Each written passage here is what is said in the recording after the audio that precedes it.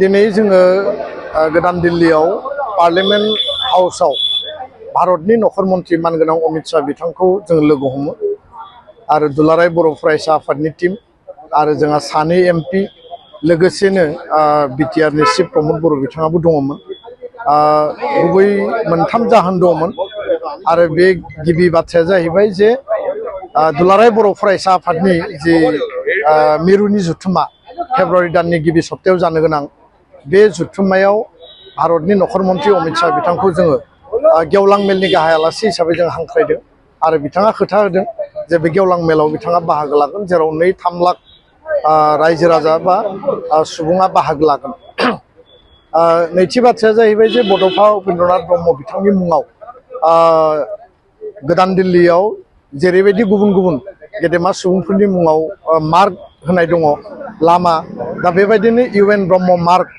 बा इउएन ब्रह्म माने फ्लाइओभार बा जायखिजाया मोनसे बिथांनो मान होनानै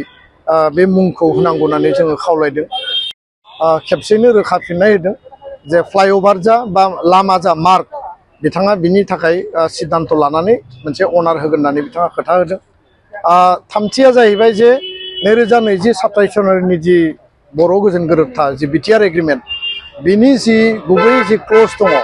बे क्लज मथे 125 सिक्स शिड्यूल जि एमेन्डमेन्ट एक्ट आरो बे एक्टनि गेजेरजों 60टा समस्ति बांहोनाय 8टा डिपार्टमेन्ट एडिशनेलि बेखौ बांहोनाय जोंहा जिखिनि माने भिलेज लेभेल आरो मिउनिसिपाल लेभेल जि काउन्सिल जि माने मोनसे सेटआप लकेल बडि जि बानायनाय आरो गुबुन गुबुन जिखिनि माने सिक्स शिड्यूलनि जि एमेन्डमेन्टनि गुबै खोथाफोर बेयाव दङ बे एमेन्डमेन्टखौ लाबोनायनि थाखाय जोङो दाबि दैखाङो। खारन दा विन्टार सेसन पार्लियामेन्ट सोलिगासिनो दङ आरो नखर मन्त्रि बिथाङा खोथा होबाय जे फैबाय थानाय जानुवारि दाननि लास्ट आरो फेब्रुवारि दानाव जि बाजेट सेसन जागोन बे बाजेट सेसनाव 125 जि सिक्स शिड्यूल एमेन्डमेन्ट बेखौ लाबोनाय जागोन आरो बेखौ बिल पास खालामनाय जागोन। बेयावनो लोगोसे दङमोन जोंहा जे बिटिआरनि जे फाइनान्सियेल अट'नमिनि बाथ्रा जे फाइनान्सियेल पावार सेन्ट्रेलनिफ्राय काउन्सिला थोंजोङै मोननांगौ, स्टेटनिफ्राय जि मोनो बेथ' मोनखागोनखा, जोंहा गावनि रेभिनिउ जि दङ बे दंखायो, खिन्थु सेन्ट्रेलाव आरमार्क जानांगौ आरो बे फाइनान्स कमिसनाव आरमार्क जानायनि जि प्रभिजन बेनि मेटारखौबो जोङो नखर मन्त्रि बिथांनो जोङो दाबि दैखाङो। सिक्स शिड्यूलनि लेभेलावबो डिसकासनाव दङ आरो बेखौ बिथाङा मोनसे सिद्धान्तनि गेजेरजों बिटिआर काउन्सिला गावनो हारसिङै सेन्ट्रेलनिफ्राय फान्डनि गेजेरजों सोलिनो हानाय बे बेबस्थाखौ खालामनानै होगोन होननानै बिथाङा जोंनो खोथा होदों। गुबुन फारसे कार्बि आंलंनि जि एसटि हिलनि मेटार 30 बोसोर जाबाय, जोंहा मोननै एकर्डआव बेयो लिरनाय दङ